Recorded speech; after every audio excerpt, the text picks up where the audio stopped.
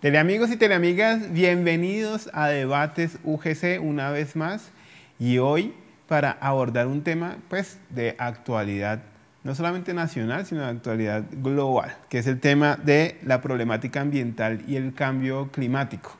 Y hablábamos acá con nuestros panelistas que ya se los voy a presentar, que muchas veces uno tiene que esperar a que literalmente esté, me perdonen la expresión, el rancho ardiendo para que empiece uno a plantearse y a preguntarse por cosas que, como siempre las hemos tenido, pues entonces uno no le para tantas bolas y no le pone tanta atención. Entonces, ahora que tenemos esta situación y esta crisis ambiental y este tema del cambio climático, lo que está pasando en el Amazonas, pero no solamente allá, sino muchas cosas que también ahorita nuestros panelistas nos comentarán que viene pasando en el país y que, ojo, muchas veces no son reportadas o no la tenemos nosotros en el radar allí presentes. Entonces, hasta cuando eso no pasa, no empieza uno como a tratar de reactivar las cosas, ¿no? Entonces, este es el tema del día de hoy, el punto del debate es este, el tema del cambio climático, y pues ustedes que están allí también en sus hogares seguramente tendrán mucho que comentar acerca de eso, y recuerden que a través de nuestras redes sociales en el arroba La Gran Colombia en Facebook y en Twitter y en arroba Canal Teleamiga en Twitter, ustedes también nos pueden dejar sus comentarios, impresiones de lo que consideran o de los temas a tener en cuenta. Y para ir abriendo y antes de presentarle a nuestros panelistas, es bien interesante cómo los memes, que son una cultura importante, han mostrado como, mejor dicho, me han llamado mucho la atención unos memes en los que muestran estas dos escenas, ¿no? Entonces, como a la persona que usa un montón de desechables y los bota, de utensilios desechables y los lleva a la basura, o la persona que no recicla, o la persona que decir que no contribuye con cosas desde su hogar, pero sí escribe que recemos por el Amazonas, ¿no? Entonces aparecen como esos contrastes y demás. Y bueno, ya con esto vamos ambientando acá lo que va a ser el debate, pues voy a permitirme presentar a nuestros invitados, que son unos panelistas pues de lujo, expertos en estos temas del cambio climático, y que nos van a ayudar a soportar también esta discusión sobre la problemática ambiental. Entonces me va a permitir presentar a Ruth Marlene Escobar Rivera, quien es maestra en Ciencias Ambientales y Sostenibilidad, profesora también de la Universidad Distrital. Bienvenida, Ruth, a Debates UGC. Hola a todos, muchas gracias por la invitación. Encantada de compartir esos temas de tanta importancia para todos, a nivel academia, a nivel sociedad y a nivel comunidad en general. Vale, también tenemos invitado al arquitecto Juber Alberto Nope Bernal, quien es profesor e investigador en temas ambientales de la Universidad La Gran Colombia. Juber, bienvenido a Debates UGC. Gracias por la invitación. Es importante, ¿no?, abordar este tipo de componentes y problemáticas, pues ya que pues, nos afecta a todos, ¿no?, a toda la comunidad, a toda la sociedad y a la academia en particular. También está con nosotros el ingeniero Juan Carlos Roncancio Chávez, magíster en Desarrollo Sustentable y Gestión Ambiental. Ingeniero, bienvenido a Debates UGC. Muchas gracias por la invitación, Rodrigo, y saludo a los demás compañeros de la mesa. Realmente es un tema muy importante, me parece que debe resaltarse, y la gestión y la responsabilidad que tenemos todos de afrontarse este momento. Y está con nosotros también el arquitecto Juan David Giraldo Gallego, quien es coordinador del Laboratorio de Bioclimática y el Domo Sostenible de la Universidad La Gran Colombia, la Facultad de Arquitectura. Juan David, bienvenido a UGC. Hola Rodrigo, hola compañeros de mesa. Recibo con agrado la invitación porque considero que el tema del cambio climático y crisis ambiental es un tema de extrema importancia y tenemos que conocerlo todos, no solo los profesionales con temas ambientales en su currículum, es un tema de la realidad del país y de la realidad social. Bueno, empecemos hablando de algo que comentábamos fuera de cámaras antes de empezar acá. Para todos nuestros teleamigos, antes de empezar acá hay un debate previo al debate, ¿vale? Entonces, antes de empezar estábamos hablando claro, es decir, ahorita a todos, pues porque están los medios, está por todos lados, nos alerta el tema de Amazonas, ¿no? Y las posiciones políticas, de quién es la culpa, bueno, en fin, todo eso que está pasando allí. Pero ¿es solamente el Amazonas? ¿Es solamente el tema de las hectáreas allí que se pierden por el tema del incendio? ¿O tenemos de pronto cosas más cercanas y de pronto nosotros no nos hemos dado cuenta y estamos mirando hacia allá? Bueno, yo quisiera comentar que es muy importante tener en cuenta que es un fenómeno global y que el cambio climático no es un tema académico, sino que es un tema que nos afecta diariamente. Por ejemplo, las 2 semanas anteriores, Bogotá ha sufrido extremos fríos y lluvias extremas. Sin embargo, al mismo tiempo en Cundinamarca se presentaron más de 30 incendios forestales, solo en Cundinamarca. Es decir, tenemos unos cambios drásticos de fríos extremos y sequías extremas en lugares muy cercanos. Nosotros estamos alarmados, todos con razón, con los incendios que se presentan en la Amazonía, pero en este mismo tiempo son mayores los incendios en cantidad, en dimensión y en número en la África subsahariana. Entonces, y no estamos diciendo nada. Creo que este es un tema que no es de Bogotá, no es de la Amazonía, sino es del mundo. Y la responsabilidad está en los estados, pero también está en nuestro comportamiento individual. Entonces es un tema que debemos tomar todos conciencia. Ruth. Sí. En esa parte de responsabilidad me parece importante resaltar que si bien es cierto tenemos ecosistemas estratégicos que nos brindan bienes y servicios ambientales para tener una calidad y una salud, entonces pensar en responsabilidades en este momento en temas de gobernabilidad y gobernanza toca ser trascendental, ¿no? A nivel de derechos de un niño pensamos en la custodia de un niño. Quien tiene la custodia de un niño tiene obligaciones. Si creemos que hay un ecosistema estratégico para proteger, hay que darle una custodia, hay que darle una buena gobernabilidad con gobernanza. Entonces la mirada gubernamental a nivel nacional e internacional debe tener un modelo diferente, un modelo de transversalidad de gestión y un modelo con una custodia de responsables frente a la gestión y frente al control. Profes, hablando de esto que planteaban acá, yo sé que se me acaba de surgir una pregunta y ustedes como son expertos, no sé, Juan David, que estás en el tema de bioclimática, oiga, ¿es normal este frío tan bravo que estamos teniendo acá en Bogotá? Hablando del frío. Claramente no es un tema normal, hace parte de toda esta gran variabilidad que comentaba el ingeniero sobre el cambio climático y ahí hay que hacer una claridad inicial. Cambio climático no solo es calor, que es lo más difundido. Sí. Todo el mundo habla del cambio climático y calor y entonces si nevó en New York, entonces empiezan a decir no, pero ¿cuál cambio climático si está nevando? Hay que entender que el cambio climático trasciende al tema de la temperatura. Un tema es calentamiento global, que es una de las afectaciones del cambio climático, pero el cambio climático también tiene más horas de frío en algunos lugares del mundo. En el norte de Ecuador, sur de Colombia, ya estaba empezando a nevar a 2.800 metros de altura. Es increíble, eso nunca se había dado y empiezan a haber unos cambios en el clima y eso es cambio climático. Llueve más, hace más frío o llueve menos en algunos lugares. Entonces es esa variabilidad tanto para más como para menos en todas las variables climáticas y no, claramente no es normal y eso es respuesta a unas dinámicas de vida tanto individuales como colectivas que debemos de empezar a mirar si cambiamos o cómo cambiamos. Y la cuestión del cambio climático también, pues, yo he visto como desde los 80, por ejemplo, me acuerdo cuando empezaron con el Día de la Tierra y demás, y esto como tratar de generar una cultura individual, ¿no? Como de protección y de responsabilidad con el planeta. ¿Será que eso en algún momento se olvidó, hay que refrescarlo o nos está faltando de pronto un tema más de este tema de educación, pues para que la gente haga conciencia? Porque es que muchas veces creo que la gente piensa, no, eso debe ser de las industrias, ¿no? Las grandes industrias que generan calentamiento global y eso, pero pues de pronto uno sabe en la casa nomás en la misma forma en la que selecciona la basura o en la misma forma en la que consume ciertos alimentos y eso también de pronto puede estar generando un impacto y no lo tiene como tan claro. Pues el cambio climático es un problema que nos afecta a todos. Primero hay que ser conscientes en eso, ¿no? No respeta sexo, no respeta edad, a todos nos afecta, por lo tanto debe ser pues, abordado de forma interdisciplinar, ¿no? O sea, debe ser abordado por distintos estamentos gubernamentales, por distintos estamentos en el orden de la academia, ¿sí? Y por distintas asociaciones, o sea, es un trabajo de todos, ¿sí? Comienza desde casa, ¿sí? Y termina en lo más alto que es la dirección del Estado. Entonces debe haber una tarea de gestión, ¿cierto?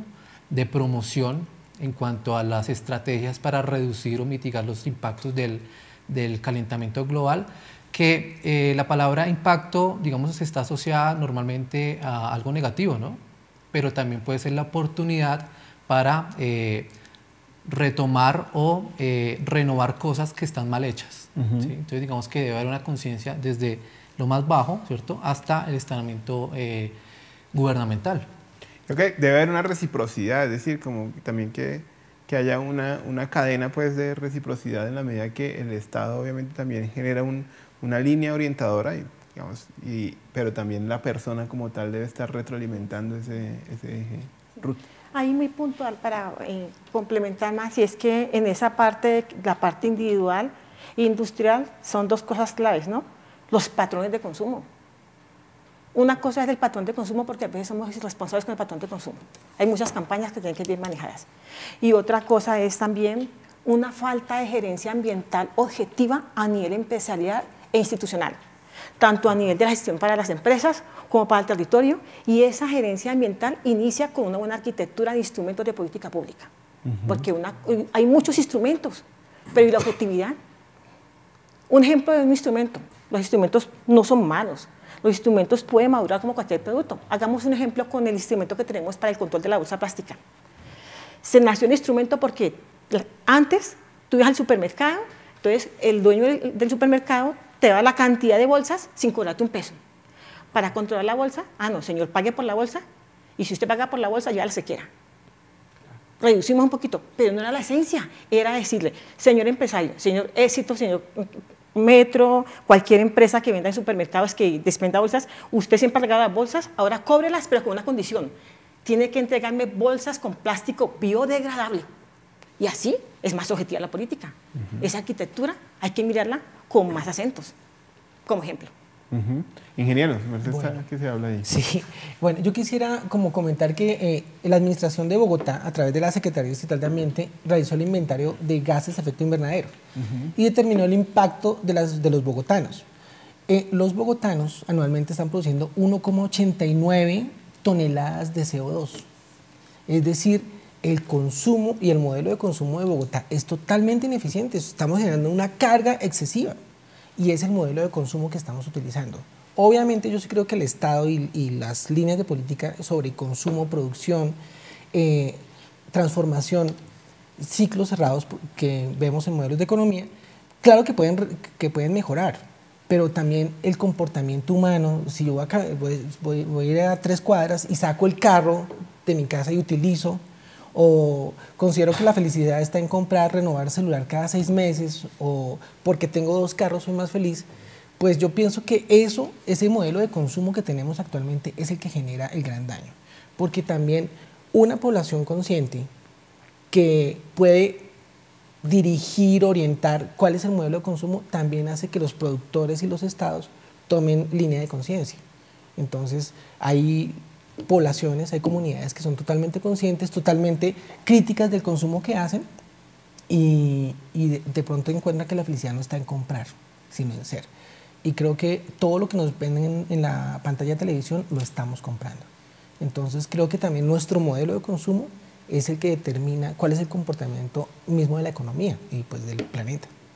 Y es ahí donde yo digo que en efecto a veces se nos olvida, o mejor dicho, no es que se nos olvide, es que quizá no sé si es un tema, vuelvo, insisto, no sé si es un tema de educación o de cómo generar de verdad una conciencia de que no están separadas esas dos cosas. Es decir, que mi comportamiento no está separado de lo que está pasando allá, y que es lo que yo señalaba que veía a veces en los memes, ¿no? Entonces, sí, reza por el Amazonas, pero yo hago eso, lo que tú dices. Todos los días trato de sacar el carro, si tengo 2 carros mejor.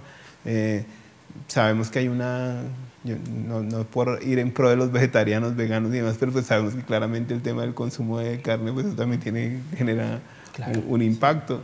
Es decir, hay cosas de comportamiento humano que de alguna forma, si uno empezara a trabajar y a tratar, pues podría de alguna forma también tener un impacto sobre lo global, ¿no? Claro. Es como el tema de la eficiencia energética, ¿no? O sea, hay países donde hay políticas públicas en donde se promueve la eficiencia energética, ¿sí? Pero digamos que debe estar vinculado a lo que tú dices, que es la conciencia, ¿no? El no consumo, porque pueden ahorrar energía pero gastarlo en ropa, ¿sí? Entonces digamos que todo debe ser consecuente, tanto la política pública, ¿cierto?, pero que no se limite a llegar a un estamento o un documento, sino que también trascienda a cuál va a ser la gestión a nivel económico del recurso ahorrado. tiene que ir mucho más allá. Hay un tema delicado que acabamos de dibujar y es que hay que mirarlo con lupa, ¿no? Pensemos todos antiguamente cuánto nos duraba un televisor o un equipo de sonido. Tenemos un problema serio con los grandes productores, tenemos una obsolescencia programada para que rotemos más rápido las compras. ¿Qué implica eso? Más gasto, menos calidad de vida y más acumulación de residuos. Y es un tema que exige el control de las entidades encargadas, Superintendencia de Comercio, el famoso registro de Industria de Manufacturas. Ese tema de obsolescencia programada es un tema que hay que mirarlo con mucho cuidado en tema de eléctricos, electrónicos y similares. Inclusive, por allá hubo un riesgo de que en algún TLC pudiéramos cambiar pechugas de pollo por remanufacturas norteamericanas, o sea, basura americana. Entonces, eso hay que mirarlo con lupa y la responsabilidad es sectorial, ¿no? Agrupada, de una manera articulada, porque muchos televisores, tú compras un televisor y te dicen la garantía de un año. Al año y 10 días se dañó el televisor, ya no tienes garantía. ¿Dónde está la teoría de la contabilidad de la depreciación de un activo? Que debe cumplirlo la calidad de un producto. ¿Dónde está eso? Y es un tema que hay que mirarlo con lupa. Oye, hablando de esa obsolescencia, no sé si los profes, hablando de obsolescencia programada, también dice la ONU, haciendo un símil, ¿no? No es lo mismo, pero dice la ONU que en 2030 es también un año de no retorno, ¿no? Es decir, claro. ¿Qué es eso del año de no retorno? Bueno, hay que entender de dónde sale este dato del año de no retorno. El IPCC, que es como el panel intergubernamental para el cambio climático, es como el máximo estamento a nivel global que analiza todos estos temas de cambio climático, saca un informe y las Naciones Unidas es como el vocero y nos cuenta este informe y nos dice, bueno, 2030 año de no retorno. ¿Por qué? Por todo lo que han comentado acá los compañeros de mesa, el tema del consumismo, de cuál es el estilo de vida, de cómo estamos haciendo las políticas gubernamentales. Entonces, yo creo que acá hay que entender dos entes principales, el sector gubernamental y la academia, que es quién va a formar los ciudadanos del mundo, sin hablar de ninguna profesión. Y esos dos entes son los que al final nos van a poder mitigar todos estos modelos de consumo, estilos de vida y normativas en torno a estos temas y poder realmente mitigar ese tema del no retorno. A mí me parece muy contradictorio, muy paradójico que la primera vez que alguien dijo que el planeta se calentaba por un efecto invernadero de manera natural fue en 1824 y entonces ya vamos a 5 años de cumplir 200 años de que alguien habló de esto y seguimos hablando y hablando y hablando y las medidas, ¿quién las toma? Yo celebré con mucho entusiasmo que este año el Parlamento inglés decretó emergencia climática. Es la primera vez que un estado gubernamental dice eso y es bastante interesante porque es el primer paso para empezar a mitigar ese punto de no retorno en todas las políticas. Entonces creo que el ente gubernamental debería de decir, ya, hay que ponerle límite a todo, pero que no solo lo que se quede en papel, que no sea solo una narrativa de lo que está ocurriendo en el planeta, sino vamos a tomar medidas en torno a, si es como Noruega, de prohibir la deforestación y básicamente el árbol es igual de importante que una persona, si es a llegar a ese nivel, es a llegar a ese nivel, para entender realmente lo que está pasando en el planeta. Y cada profesión tiene una responsabilidad específica y por eso hay que empezar a trascender desde la normativa y el sector gubernamental y la academia, o si no seguiremos hablando otros 200 años y el planeta no nos lo va a permitir, pero tenemos unos 10 años para cambiar muchas cosas y creo que surge desde la academia. Sí, digamos que esa Agenda 2030 con la que están alineadas las academias, todo el planeta está alineado con la Agenda 2030, pero las universidades puntualmente están haciendo unos esfuerzos importantes como para tratar de vincular esa Agenda 2030 a sus programas educativos, a su gestión, a sus proyectos de investigación. La Universidad de la Gran Colombia, por ejemplo, todas las propuestas de investigación que salen de la Dirección de Investigaciones están alineadas con esa Agenda 2030, las propuestas que salen para la Dirección de Proyección Social están alineadas con esa Agenda 2030, pero a veces se me ocurre pensar si será que no nos demoramos mucho en medio de estos 200 años como en tomar ese tipo de decisiones, es decir, sino que simplemente lo dejamos pasar, de pronto una época, varios años atrás, es decir, nosotros no estábamos, pero varios años atrás, el ritmo del planeta iba en pro de la industrialización y en pro de aumentar los PIBs de cada uno de los países, pero de pronto se nos olvidó haber incluido esto antes, ¿no? No solamente en la academia, sino en la cabeza de las personas. Vamos a ir a una pausa y ya regresamos más con esto porque quiero que el ingeniero ahorita nos hacía un símil hablando de esto de las narrativas y me encantaría que se lo comentara a los amigos y teleamigas de cómo de verdad muchas veces las entidades lo que hacen es narrar lo que va pasando y la importancia pues de que todos estemos pilas y atentos para en realidad de verdad no solamente narrar sino actuar en pro de que este cambio climático pues no nos afecte y no sea una cuestión pues que afecte finalmente al planeta. Ya volvemos aquí con Debates UGC. Estamos de vuelta en Debates UGC hoy hablando de cambio climático, una cuestión que nos afecta a todos. Y por eso los invito a que si ustedes están viendo el programa, pues puedan a través de nuestras redes sociales dejarnos sus comentarios, sus impresiones, sus puntos de vista alrededor de esto que está pasando. Puede ser a través de Twitter en @ulagrancolombia o @canalteleamiga. Pueden dejarnos allí pues sus consideraciones al respecto que estaremos atentos a revisarles también y a darles una respuesta. Y ingeniero, nos decía el arquitecto Juan David que muchas veces se hace una narración de lo que está pasando, pero no, en realidad no se toma una acción. Y seguramente ahorita le damos la palabra a Ruth, que también tiene una posición con respecto a una no gerencia como tal de los riesgos también aquí en el país. Entonces, ¿cómo era ese comentario que me encantaría que lo conocieran los... Sí, estábamos haciendo una analogía más caricaturesca de qué esperaría la ciudad y qué está pasando.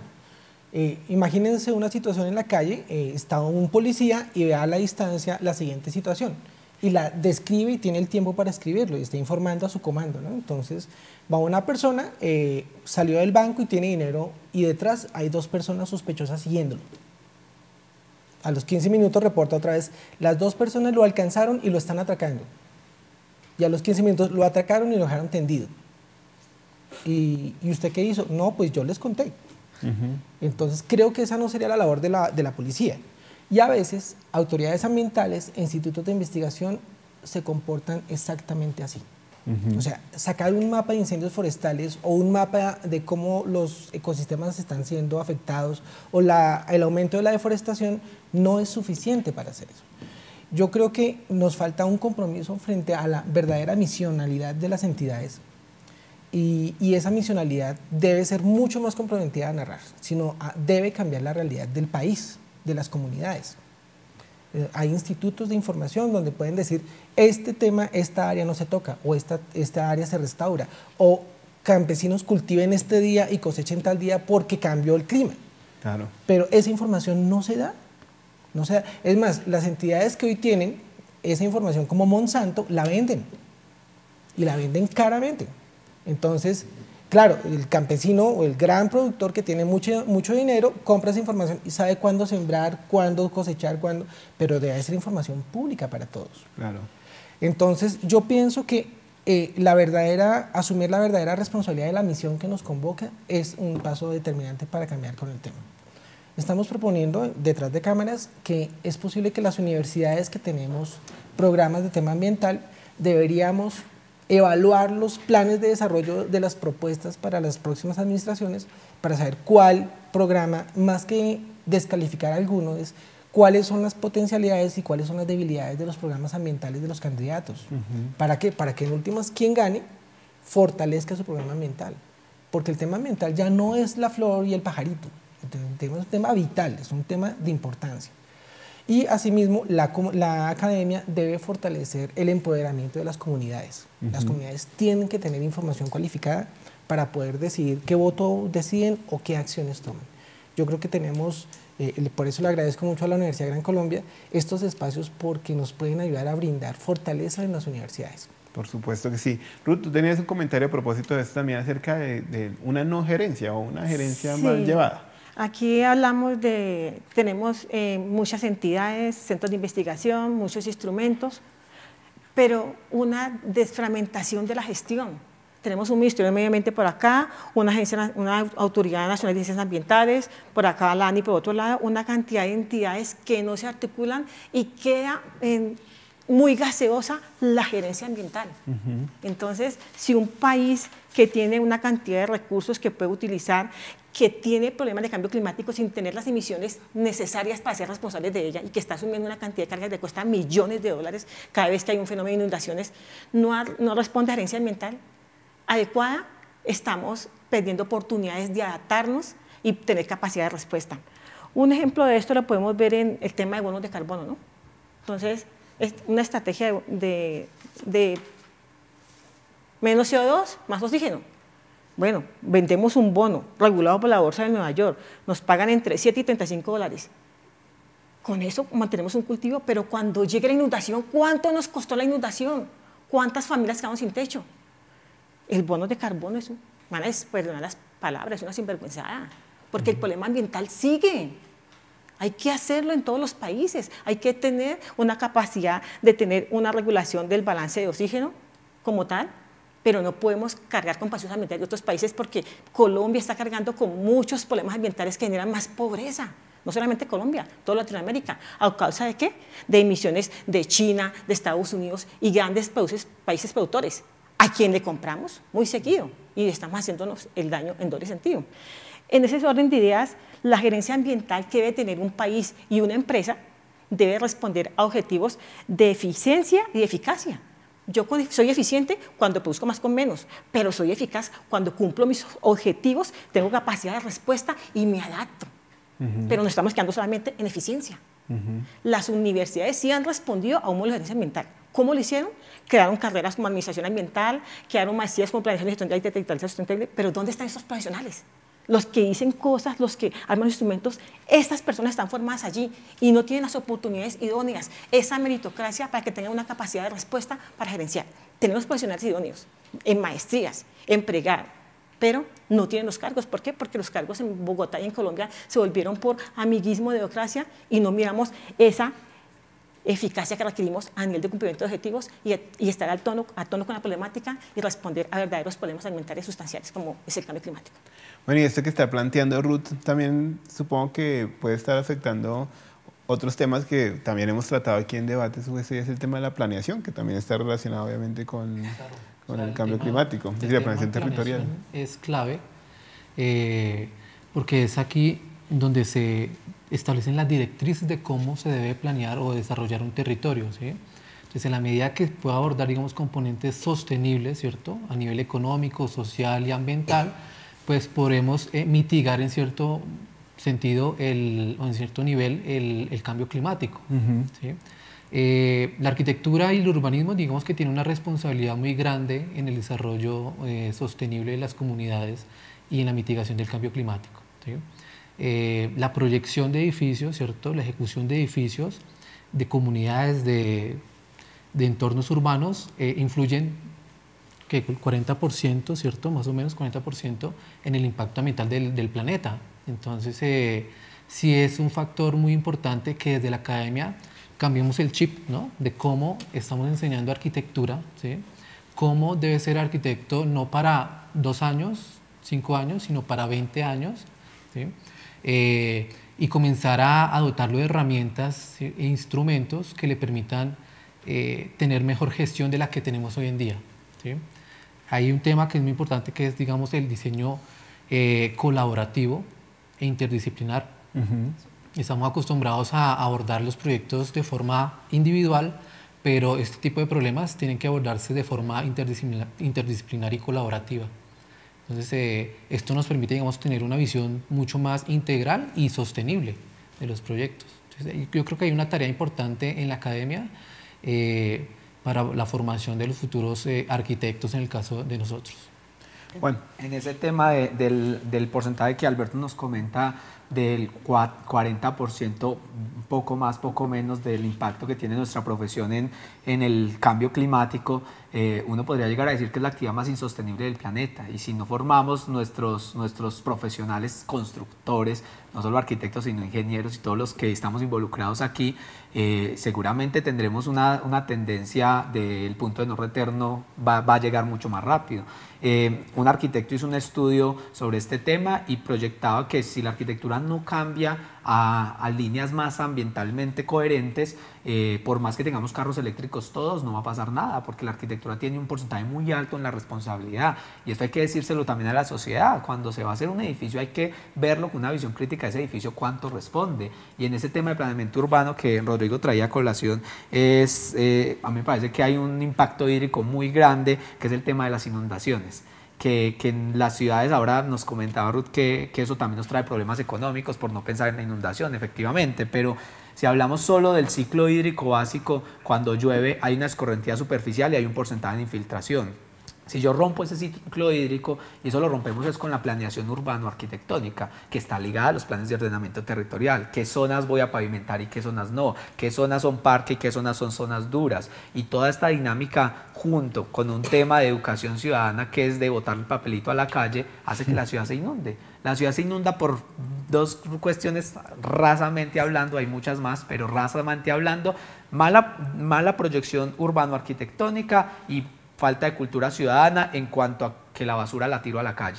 Entonces el sistema de alcantarillado no está diseñado para recibir todos estos caudales de agua, y menos si lo tapo con basura. Entonces la fusión de estas dos cosas, de estos dos factores, hace que la ciudad se inunde, y la ciudad se inunda y empiezan ahí sí a mitigarse el problema, a solucionarse. Falta una prevención a estos temas, y ahí va la decisión de los planes de ordenamiento territorial. ¿Cómo estamos haciendo monumento al concreto por todo lado? No toda una ciudad tiene que ser concreto. Si hacemos solo concreto, vamos a impermeabilizar el suelo urbano y vamos a tener problemas de inundaciones. Entonces, la profesión de planeación urbana tiene una responsabilidad gigante en el tema ambiental, y que podemos hablar 2 horas del tema hídrico y podemos hablar otras 2 horas del tema de eficiencia energética que Alberto comentaba. Entonces es una profesión bastante insostenible como se ha llevado en los últimos 50 años, y gracias a la academia estamos intentando cambiar, y esa tendencia tendrá que seguir y mejorar y potencializarse a través de todo: normativas,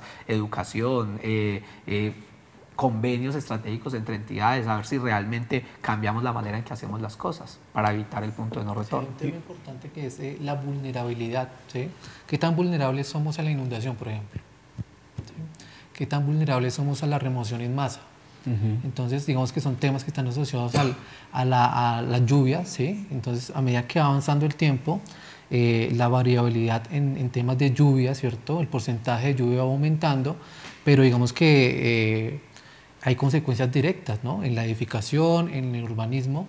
Por ejemplo, el POT, ¿sí? Nomás, a partir del 2018 ha venido trabajando en mapas de vulnerabilidad o de amenaza respecto a la inundación. Esto para territorio urbano y rural, ¿sí? Pero digamos que estamos bien en el tema de diagnóstico, pero en la aplicación de estrategias es en donde no hemos podido avanzar mucho, ¿sí? No más, por ejemplo, en sectores como Suba, la cota del río Bogotá es superior a la cota de las viviendas. Entonces, es una vulnerabilidad alta la que tiene el sector. ¿Cuáles son las estrategias que nos permiten ser resilientes, primero, ¿sí? Y segundo, adaptarnos a ese tipo de problemáticas o de amenazas? Entonces, digamos que hay otro tema que es el de la resiliencia. Resiliencia, digamos que la podemos definir como la capacidad, ¿cierto?, de las personas a sobreponerse sobre un problema determinado. Lo mismo pasa con el urbanismo. ¿Cómo el urbanismo se puede sobreponer a ese tipo de problemas o amenazas mediante estrategias proyectuales? Entonces, es un tema interesante. Dime, Ruth. Sí, ahí hay un tema muy interesante, complementario, y el punto clave de la arquitectura es que más del 70% de la población vive en centros urbanos. Por eso la responsabilidad es tan grande. Pero además, a nivel de planeación en Colombia, a nivel general, tenemos un instrumento macro como es el PONCA, la ordenación de cuencas, determinante sobre el POD, y el POD determinante sobre el plan de desarrollo. En Colombia hacemos al contrario, es el plan de desarrollo cada 4 años el que está dirigiendo por dónde va la mancha urbana, cómo cambiamos el uso del suelo, pero además con un agravante, y es que a nivel de construcción, por lo menos aquí en ciudades grandes como Bogotá, tenemos descansamos los instrumentos de planeación para prevenir ese tipo de riesgos y vulnerabilidades sobre entidades paraestatales como curadurías urbanas, donde se fomenta demasiada corrupción porque una licencia de construcción depende de una curaduría urbana. Y allí donde perdemos el hilo de unos instrumentos bien formulados porque quedan decantados en una curaduría urbana. ¿Quién los vigila? ¿Quién dice por qué esa licencia sí y por qué no? En 5 años encontramos una cantidad de comunidades ubicadas en zona de inundación, en zona de remoción en masa, con licencia de construcción. ¿Qué implica eso? Una total falta de gobernabilidad. ¿Cómo podemos solucionar el problema? Si tenemos una comunidad cercana que está viendo el problema y es consciente de que le están vendiendo lo que no es, la gobernanza, una gobernabilidad sin gobernanza no es posible.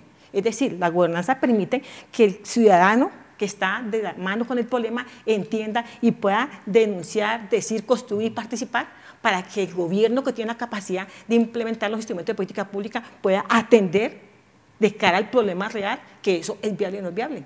Así las cosas, la gobernanza fue con un papel importante, pero por supuesto aunada a la gobernabilidad. En efecto, es que el tema, es decir, el tema finalmente es una cuestión que ustedes también señalaban acá, yo lo tenía acá anotado, y es el tema de la integración. Es decir, si no hay una integración de todos los entes que participan en esto, es muy difícil, porque uno puede tener la mejor política pública, pero pues si al final de eso hay un eslabón que la política pública no puede, sobre el cual no puede intervenir, por ejemplo, una licencia otorgada por una curaduría. A mí me sorprende, por ejemplo, nosotros tenemos el domo sostenible y Juan está allí pendiente de ese proceso en esta zona, pues de hecho al lado del río Bogotá, pero me sorprende también, por ejemplo, alrededor de esto, pues estas zonas también como están muy urbanizadas, ¿no? Entonces uno empieza a preguntarse si esto estará bien, estará mal, ¿no? Y muchas veces los actos son de verdad de pañitos de agua, creo yo. Es decir, yo soy experto en este tema ambiental, pero no sé si la solución, por ejemplo, a una situación como la inundación que vivió hace unos años Chía, Cota, que afectó tanto territorio allí, si la solución era ponerle los bulticos estos alrededor del río y ya con eso ya estamos, ¿no? Sí. Entonces no sé si ingeniero en su merced. Bueno, yo sí siento que lo que hemos dicho pues es muy al punto, estoy totalmente de acuerdo. Y tenemos que mirar lo que hemos hecho y lo que falta por hacer. Entonces, por ejemplo, Bogotá, el gobierno de Bogotá, a través de varias administraciones tiene el Plan Distrital de Gestión de Riesgo y Cambio Climático para Bogotá. Y a través de él ha implementado muchas acciones, otras están faltando, pero están encaminadas a eso, ¿no? A reducir el riesgo, manejar el riesgo, aumentar la resiliencia y mirar el control y la adaptación del cambio climático. Al punto que en la evaluación que hace, sobre todo el tema asociado al recurso hídrico, la evaluación que hace el IDEAN sobre el riesgo por cambio climático, el recurso hídrico es el menor de los factores, con 3.9%, que genera incidencia en riesgo por cambio climático en Bogotá. Entonces, hay dos elementos que nos ayudan mucho a qué es lo que está haciendo Bogotá, pero hay otros que debemos fortalecer. Entonces, ¿cuáles son los dos elementos asociados a la planeación? Por ejemplo, hemos formulado y se está haciendo seguimiento al plan, el PSMB, Plan de Manejo de los vertimientos urbanos, que está a cargo del acueducto. Aunque la empresa acueducto está a cargo, tiene un veedor permanente y un control permanente a partir de la Secretaría Distrital de Ambiente, donde, en primer lugar, ¿qué hace? Debemos asegurar un buen sistema de alcantarillado y de acueducto a toda la ciudad, pero además deben estar separadas las aguas lluvias de las aguas residuales, que permanentemente están mezcladas, y eso genera un riesgo muy alto. Entonces, el aumento de esta separación de redes, que pues el acueducto ha sido sancionado anteriormente por la Secretaría de Ambiente, es David sancionando a Goliat, pero digamos que se ha venido cumpliendo el tema. Y hay una propuesta que es sobre el desarrollo urbano y es los sistemas urbanos de drenaje sostenible, que busca no endurecer todo, no poner redes todo el tiempo, sino utilizar el agua lluvia, utilizar los cauces naturales para que la ciudad sea más sostenible. La semana anterior estuvimos haciendo monitoreos en los ríos de Bogotá con la CAR y estábamos en el río Fucha y pasaron 2 sofás. ¡Guau! Entonces, podemos hacer muchísimas cosas, pero si la comunidad misma no cambia su comportamiento, difícilmente O sea, es muy difícil hacer eso. Entonces, Ahí yo tengo una observación, perdona que te interrumpa. Así como se está haciendo eso, también me duele mucho que montemos una pista o una cancha sintética a 50 metros de un humedal diciendo que no está tan cerca. Cuando la lógica del humedal, los servicios ecosistémicos, la regulación que da el humedal frente al riesgo de inundaciones es mucha. Entonces, ahí hay como y como es planeamos, la ponen igual. sí. Pues la pregunta es quién te la deja montar, es que ese Sí, es el tema. sí, De es la alcaldía, es gobernanza. es una clara claramente. debilidad del Estado. Sí, Claro. hay falencias en la Falencias. gobernanza. Falta de información, ignorancia, perdón, ignorancia, eso es ignorancia, por favor. No, es una mezcla de todo, ¿no? Gobernanza, sentido de propiedad de la misma comunidad, ¿cierto? Y también control. ¿sí? Claro. Control, o sea, si no hay control, digamos, sobre ese tipo de recursos naturales que protejan, ¿cierto? Y puedan, digamos, articular de mejor forma las acciones que se ejercen en torno a, pues van a pasar ese tipo de cosas. Claro. Una cancha sintética al lado de un humedal. El concepto de cancha sintética no más, ¿no? Y es pista, más área, es una Claro. pista. No, Más extensión. Y ese control tiene que ser tanto estatal como ciudadano. Si uno falló, el otro tendrá que reaccionar de alguna manera. Yo quiero complementar un poco el tema hídrico que comentaba el ingeniero y es el tema de las aguas lluvias y aguas negras en un mismo tubo, por decirlo de alguna manera. Arquitectónicamente pasa mucho que ahora decimos reciclemos aguas lluvias. ¿Y por qué no lo hacemos? Porque ¿quién realmente tiene un sistema de aguas lluvias en su vivienda? No se está haciendo, pero si no lo empezamos a pensar y a proyectar, vamos a seguir haciendo un uso ineficiente del recurso hídrico. A uno le dicen el agua se va a acabar, el agua se va a acabar, y hay ciudades en el mundo que ya dijeron están en situación de estrés hídrico, como Ciudad del Cabo en Sudáfrica. Pero hay otras que ya están en riesgo, en 5 o 7 años entran a estrés hídrico, que son Ciudad de México, Ciudad de Guadalajara, Londres, Tokio, son ciudades importantes. Y a mí cuando leí esta noticia me puse a investigar sobre el tema de Bogotá, cómo estamos en el tema hídrico de oferta y demanda, y encontré un documento del acueducto del 2015, 2016, no recuerdo la fecha del documento, y decía que en el 2019, o sea, este año, la oferta iba a superar la demanda, y entonces íbamos a tener que... y ahí vamos a tener que mitigar cómo seguimos gastando agua potable en usos que no nada que ver. Y me gusta siempre poner el ejemplo de que uno en la vivienda usa el agua potable para lavar los pisos, usa agua potable para lavar la ropa, uno usa agua potable para lavar los carros en los lavaderos, para el inodoro. Entonces uno dice, ¿por qué estamos literalmente usando el agua potable para absolutamente todo? El agua que llega al inodoro no la podemos tomar, es un agua que es potabilizada, sin embargo hacemos otras cosas con ese tipo de agua. Santa Marta no la tiene. Y si nos podemos analizar quién es el que toma esta decisión, pues primero es un tema de cultura ciudadana, de entender que realmente podemos utilizar agua lluvia para muchas cosas, pero poder exigirle también al arquitecto, diseñador y constructor que les permitan en sus viviendas tener ese sistema. Claro. Y que, porque yo por más que quiera, si el arquitecto no me lo diseña, yo no puedo hacerlo.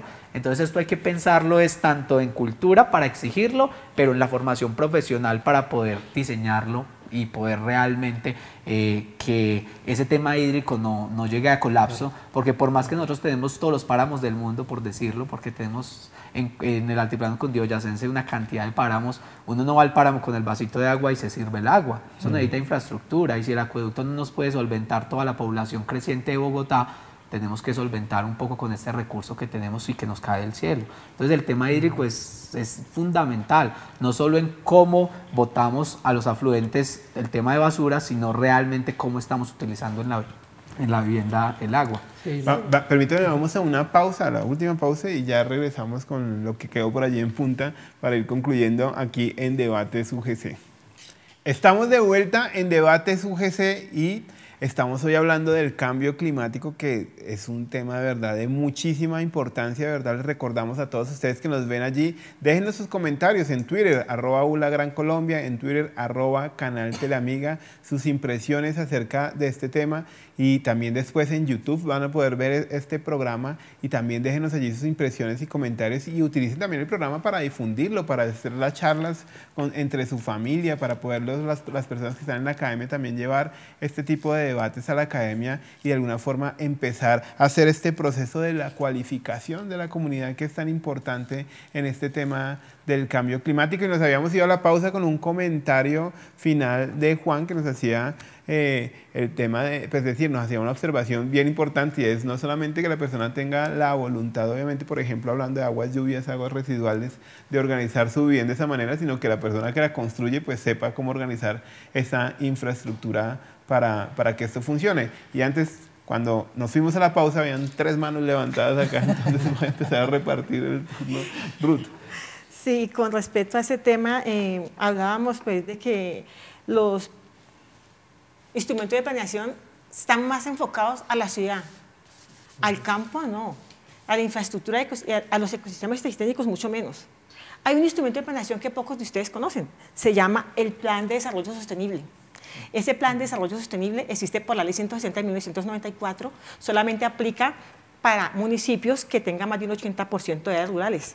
¿Qué implica eso? Que un municipio tenga que planear su territorio a partir de una unidad agrícola familiar donde tenga territorio para conservar, para producir y comercializar desarrollo sostenible a partir de sus potencialidades. Pero además hay que ser atrevidos en la planeación. Si sabemos que tenemos unos fenómenos climáticos determinados ya puntuales que se pueden acentuar como la niña y el niño y sabemos que nos inundamos o que nos va a quemar el bosque, ¿por qué no pensar en la infraestructura básica para conservar los ecosistemas, bancos de aguas objetivos, bien organizados, de tal manera que podamos tener una estrategia de enfriamiento, evitar que se propague el incendio y luego combatirlo? Hay que pensar en eso. Un ejemplo claro de eso lo vi cuando viajé a México a hacer mi maestría, estuve en Tijuana con límite con Estados Unidos, ahí veía la frontera dividía el país, ¿no? La misma zona desértica, pero dividido por una frontera. Aquí en México está la parte árida y en Estados Unidos se veía vegetación. ¿Cuál es la diferencia? Una tubería que se llama línea morada. Toman el agua residual, el agua doméstica de todas las viviendas e industrias, la tratan y la utilizan para tener agua disponible en áreas que no están urbanizadas, que son ecosistemas estratégicos y que pueden generar la remoción en masa. Hay que pensar la gestión ambiental de una manera mucho más amplia. El ecosistema, así como requerimos saneamiento, una salud nosotros, un saneamiento básico de la ciudad, el ecosistema requiere ser saneado, cuidado, porque ya no dejamos cuidar, no puede cuidarse por sí solo porque intervinimos mucho. Hay que protegerlo de muchos riesgos que estamos generando a nivel individual, local y global. Ingeniero. Bueno, pues lo que dice la doctora sobre el Plan de Desarrollo Sostenible aplica a Bogotá, porque quiero recordar que Bogotá tiene en su área rural el páramo más grande del mundo. Y más del 80% del municipio de Bogotá es rural. Nosotros vamos hasta el Huila, hasta el municipio de Colombia. Es decir, Bogotá es mucho más grande que lo que vemos, o sea, es mucho más del 80% del área rural. Quisiera hacer una referencia a una pregunta orientadora sobre el debate y era la importancia de los árboles y las zonas verdes Así es, un punto importante. para el tema del cambio climático. Pues el tema de mi especialidad también soy ingeniero forestal y pues eso nos invita a preguntarnos cosas. Primero, ¿todo árbol es bueno? Quizás el árbol sí, pero como lo plantamos, donde lo plantamos, lo que plantamos tal vez no. Entonces, lo primero que debemos tener en cuenta es que los árboles muy maduros, ya cuando alcanzaron cierta edad, su capacidad de capturar carbono se ha reducido al mínimo. Entonces debemos hacer un tema de manejo que es ordenamiento forestal para renovar con mucho cuidado técnico el tema de renovar los árboles para aumentar la captura de carbono.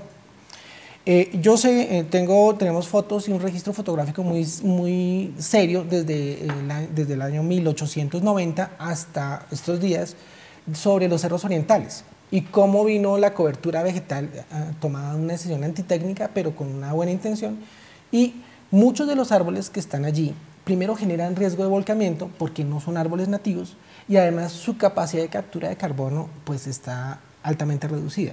Es más, los árboles, buena parte de la vegetación que está allí genera alto riesgo de incendio forestal. O sea, su propia naturaleza, las hojas que botan al suelo y al subsuelo son un alto riesgo. Entonces, ¿qué es lo que tenemos que entender los técnicos y la comunidad? Y es una responsabilidad de los técnicos y la autoridad ambiental hacer un serio ordenamiento forestal ser ordenamiento de los cerros orientales, por ejemplo, y de la ciudad misma. No podemos plantar todo en todo lugar, porque la ciudad tiene distintos microclimas, distintas precipitaciones, distinto brillo solar, distinta temperatura, que hace que no podamos sembrar lo mismo. Podemos sembrar un nogal perfectamente en el humedal Córdoba y nos va a dar muy bien, pero nos vamos a Bosa y ese árbol no va a durar 3 días. Tenemos que sembrar otros árboles. Eso tenemos que entregarlo muy seriamente, con un estudio técnico muy serio y comunicarlo a la comunidad, que la comunidad se entere y sepa por qué se toman las decisiones. Claro. Es decir, debemos empoderar y cualificar a la comunidad, pero las entidades debemos ser muy serias en el manejo de la cobertura vegetal. Una vez tenemos un manejo serio del arbolado urbano, de las zonas verdes, obviamente sí se va a reducir el impacto del cambio climático, se van a reducir las emisiones, va a haber mayor captura de carbono, vamos a estar jugando limpiamente con el aire, pero tiene que ser una decisión desde arriba hasta el vecino que se amarra a un árbol que de pronto no sirve, que está en riesgo de caerle en su propia casa, o un árbol que es inadecuado. Entonces todos debemos participar en este tema de ordenamiento de los bosques, de las zonas verdes, ordenamiento de la ciudad en sí mismo. Sí. En este tema de la arborización con las especies endémicas o que se puedan adaptar fácilmente a nuestras regiones, han jugado un papel muy importante los jardines botánicos a nivel Bogotá y a nivel Medellín, y las universidades incluso con tesis que han mostrado inventario de especies endémicas y especies capturadoras con mayor eficiencia en tasa respiratoria, es decir, mejor captura de CO2 y mejor generación de oxígeno. Esos insumos también están disponibles y uno podría pensarse una responsabilidad individual. Es mi investigación en el tema de doctorado en ciencias ambientales, la responsabilidad individual, ¿no? El IDEA muy acertadamente en medidas de adaptación al cambio climático en el 2007 colocó por allá en sus casillitas una propuesta muy sencilla: macetas, jardines colgantes, porque vio cómo buscar una eficiencia de tasa respiratoria a partir de especies que sean acomodables, que tengan una eficiencia en términos de tasa respiratoria, y sí lo podemos hacer. Sí podemos mirar por individuos cuántas hay por casa, que es, si no tenemos el jardín o el espacio, cuántas macetas, qué jardín colgante y demás, y generar un microclima que tenga bienestar a nivel de la casa, a nivel del barrio, la cuadra, la comunidad y a nivel local. Pero, como dice el profesor, el ingeniero aquí, es con la responsabilidad de que es la especie que es y que no genere otro daño, ¿no? Para eso está la base científica de los jardines botánicos, que está muy bien actualizada. En Medellín y en Bogotá he conocido la experiencia, no sé si es Pereira, pero la responsabilidad y el informe técnico que hay allá es muy bueno y es válido utilizarlo como tal. Juber, le vamos a dar a su merced la oportunidad de organizar unas conclusiones ya para esta parte final de Debates UGC el día de hoy, un poco también concretar toda esta información que hemos comunicado el día de hoy, que espero que también las televidentes estén allí muy pendientes, porque es algo que los toca a todos ustedes. Bien, pues primero mencionar que es un tema de responsabilidad social el cambio climático, ¿cierto? Es un tema que nos afecta a todos, ¿sí? Y por lo tanto todos debemos enterarnos y tomar decisiones al respecto. Segundo, esto se hace de forma colaborativa e interdisciplinar, ¿sí? Arquitectos, ingenieros, todos deben trabajar en la misma dirección y alinear sobre todo los objetivos, ¿cierto?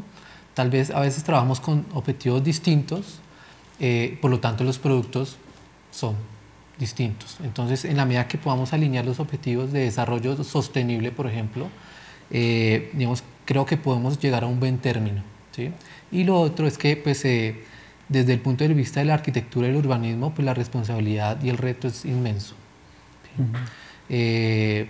La formación, nosotros como docentes, pues tenemos una responsabilidad importante en la formación del nuevo arquitecto, el nuevo profesional, que piense distinto, ¿no? Que piense distinto, que sea más consciente, que sea más responsable y sobre todo que mida las consecuencias de lo que está haciendo. Creo que eso sería como la conclusión de mi parte. Perfecto, y quiero de verdad agradecerles a todos ustedes el que nos hayan acompañado el día de hoy. Yo estoy seguro que aquí sale un mensaje muy importante para la comunidad. Acá tenemos la potencia que tienen las nuevas tecnologías ahora, y es que este programa queda vivo además permanentemente en la plataforma de YouTube del canal Teleamiga, además de la emisión pues natural que están viendo ahorita nuestros televidentes.